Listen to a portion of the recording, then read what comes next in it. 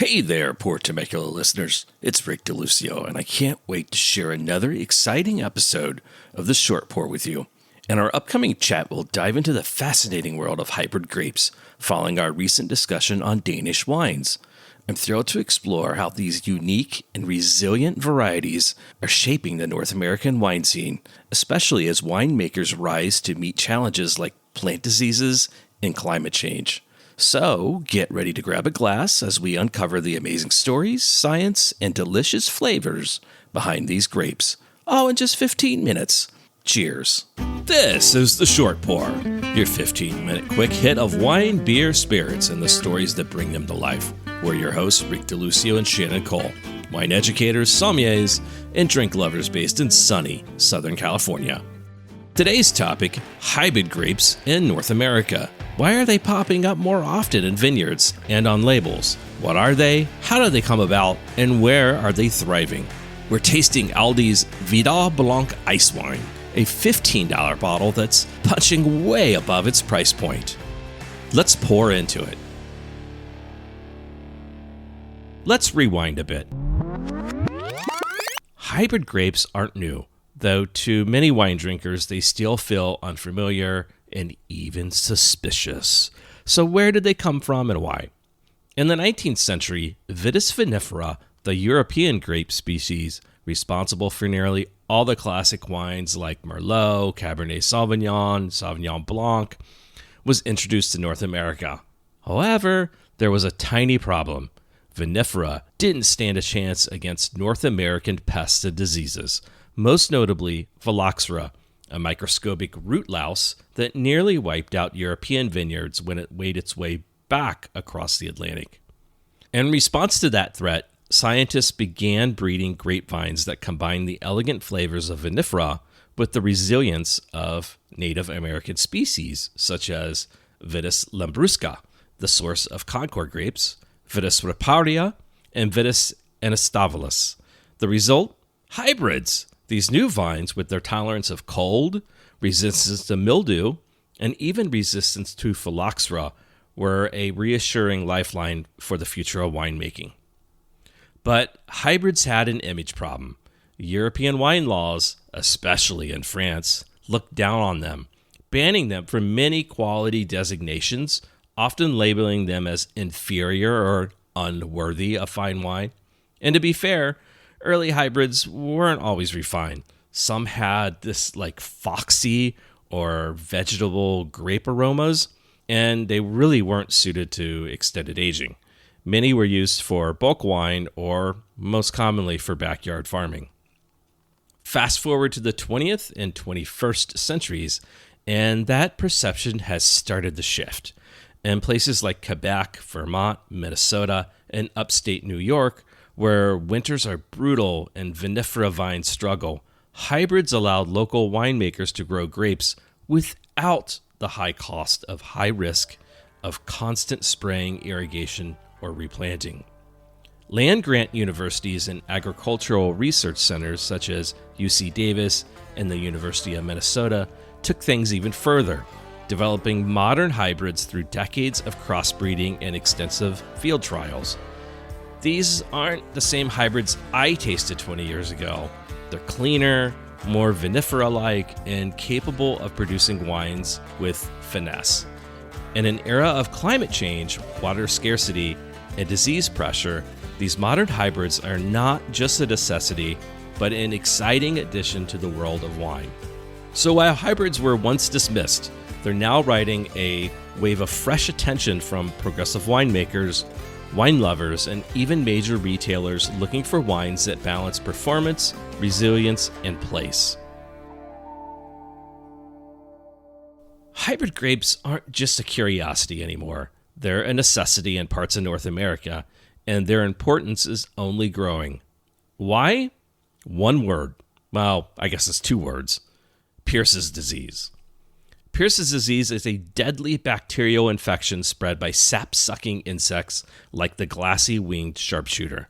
It blocks water flow through the vine, leading to scorched leaves, shriveled grapes, and vine death within a few seasons. There is no cure, and no vine is resistant. Once it hits, growers only have two real options: spray aggressively with very powerful insecticides or plant-resistant vines. That's where hybrids come in. Pierce's disease used to be mostly a southern states problem, especially in places like Texas, Arizona, and Southern California, where it likely contributed to the collapse of early vineyards in the 19th century and the 20th century. But climate change is shifting the threat. Warmer winters are letting sharpshooters survive further north, and the safe zones for vinifera are shrinking. In other words, the disease line is moving, and so is the need for sustainable, resilient alternatives. This is a concern that we as wine enthusiasts need to engage with. That's why universities and viticulturalists have spent decades developing hybrid grapes that combine vinifera-like flavor with the disease resistance of Native American species. Many are also bred for heat and drought tolerance, mildew resistance, and cold hardiness, traits that are essential in a world where climate extremes are the new norm. Today, hybrids like Vidal Blanc, Cheval Blanc, and Traminet are thriving in the Midwest and Northeast. La Crescent and Brianna are producing aromatic tropical whites even in Minnesota. Reds like Norton, Chambourcin, Marquette, Frontenac, and Petit Pearl are helping regions from Virginia to Vermont produce structured, age-worthy wines without relying on chemical crutches. These aren't just backup grapes, they're site-appropriate solutions with their own stories and styles. So why does this matter to a Temecula-based podcast? Because Southern California is ground zero for Pierce's disease. And with water scarcity and warming trends making life harder for traditional vinifera, hybrids may once again play a key role in the survival and reinvention of wine growing in the West.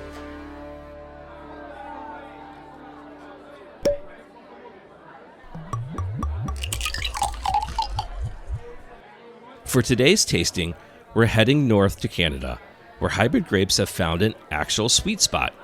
We're tasting Aldi's private label Canadian Icewine made from Vidal Blanc. If you've never had Icewine before, this is a fantastic and affordable entry point into the style. Icewine is one of the most extreme and expensive ways to produce wine. Grapes are left on the vine long after harvest, waiting for the first hard freeze. Only then are they allowed to be harvested and pressed while frozen, extracting a teeny tiny amount of intensely sweet concentrated juice.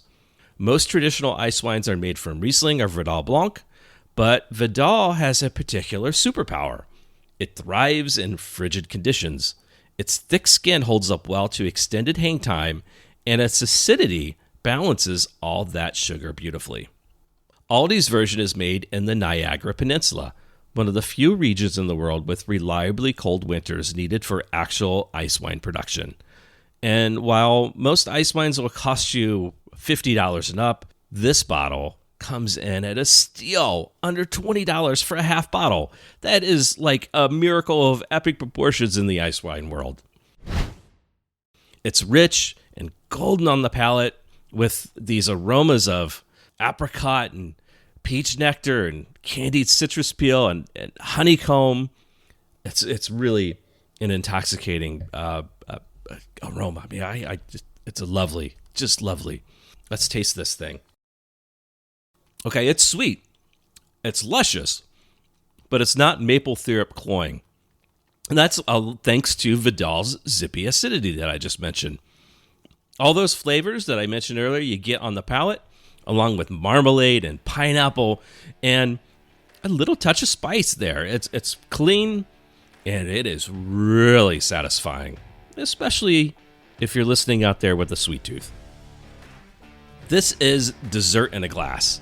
It's ideal for blue cheese. Believe it or not, it is amazing with blue cheese.